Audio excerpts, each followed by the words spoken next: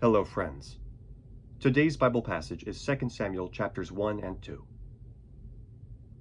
After the death of Saul, David returned from defeating the Amalekites and stayed in Ziklag 2 days.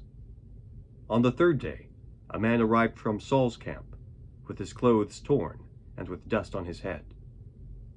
When he came to David, he fell to the ground to pay him honor. "Where have you come from?" David asked him. He answered, "I have escaped from the Israelite camp." "What happened?" David asked. "Tell me." He said, "The men fled from the battle. Many of them fell and died. And Saul and his son Jonathan are dead." Then David said to the young man who brought him the report, "How do you know that Saul and his son Jonathan are dead?" "I happened to be on Mount Gilboa," the young man said, "and there was Saul leaning on his spear, with the chariots and riders almost upon him. When he turned around and saw me, he called out to me, and I said, 'What can I do?' He asked me, 'Who are you?' 'An Amalekite,' I answered. Then he said to me, 'Stand over me and kill me. I am in the throes of death, but I'm still alive.' So I stood over him and killed him, because I knew that after he had fallen he could not survive. And I took the crown that was on his head and the band on his arm, and have brought them here to my Lord." Then David and all the men with him took hold of their clothes and tore them. They mourned and wept and fasted till evening for Saul and his son Jonathan, and for the army of the Lord and the house of Israel, because they had fallen by the sword. David said to the young man who brought him the report, "Where are you from?" "I am the son of an alien, an Amalekite," he answered. David asked him, "Why were you not afraid to lift your hand to destroy the Lord's anointed?" Then David called one of his men and said, "Go, strike him down." So he struck him down, and he died. For David had said to him, "Your blood be on your own head. Your own mouth testified against you when you said, 'I killed the Lord's anointed.'" David took up this lament concerning Saul and his son Jonathan, and ordered that the men of Judah be taught this lament of the bow. It is written in the book of Jasher, "Your glory, O Israel, lies slain on your heights. How the mighty have fallen!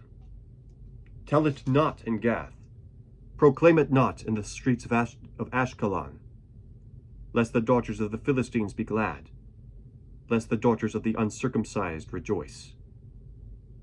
O mountains of Gilboa, may you have neither dew nor rain, nor fields that yield offerings of grain.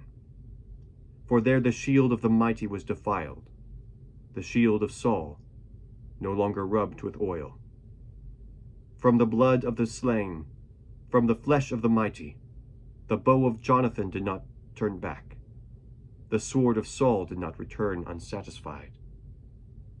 Saul and Jonathan, in life they were loved and gracious, and in death they were not parted. They were swifter than eagles, they were stronger than lions. O daughters of Israel, weep for Saul, who clothed you in scarlet and finery, who adorned your garments with ornaments of gold. How the mighty have fallen in battle! Jonathan lies slain on your heights. I grieve for you, Jonathan, my brother. You were very dear to me. Your love for me was wonderful, more wonderful than that of woman. How the mighty have fallen! The weapons of war have perished." In the course of time, David inquired of the Lord, "Shall I go up to one of the towns of Judah?" he asked. The Lord said, "Go up." David asked, "Where shall I go?" "To Hebron," the Lord answered. So David went up there with his 2 wives, Ahinoam of Jezreel, and Abigail, the widow of Nabal of Carmel.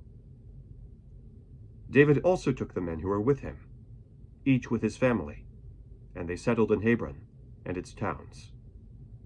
Then the men of Judah came to Hebron, and there they anointed David king over the house of Judah. When David was told that it was the men of Jabesh-Gilead who had buried Saul, he sent messengers to the men of Jabesh-Gilead to say to them, "The Lord bless you for showing this kindness to Saul your master by burying him.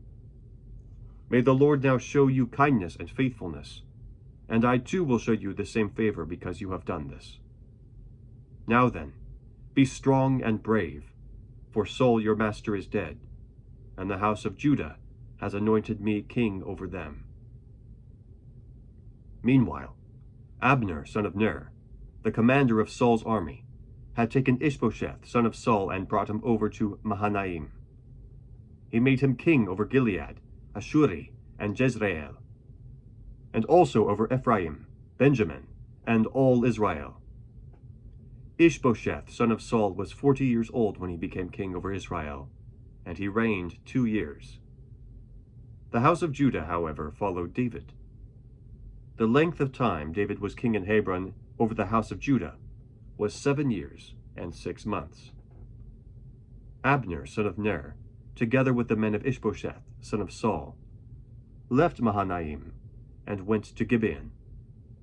Joab, son of Zeruiah, and David's men went out and met them at the pool of Gibeon.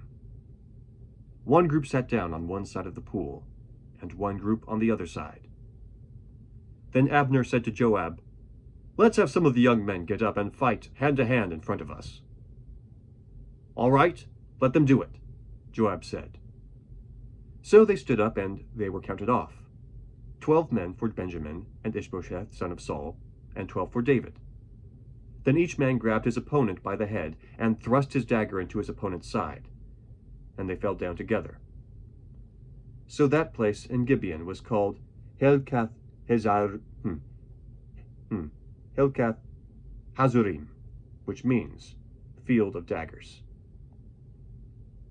The battle that day was very fierce, and Abner and the men of Israel were defeated by David's men. The 3 sons of Zeruiah were there, Joab, Abishai, and Asahel. Now Asahel was as fleet-footed as a wild gazelle. He chased Abner, turning neither to the right nor to the left as he pursued him. Abner looked behind him and asked, "Is that you, Asahel?"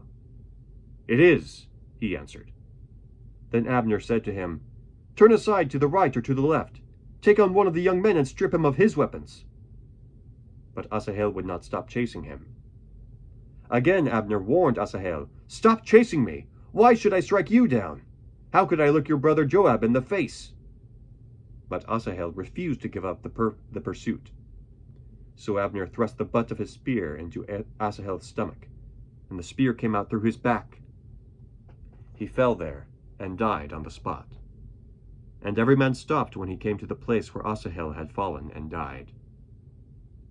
But Joab and Abishai pursued Abner, and as the sun was setting, they came to the hill of Ammah, near Giah, on the way to the wasteland of Gibeon.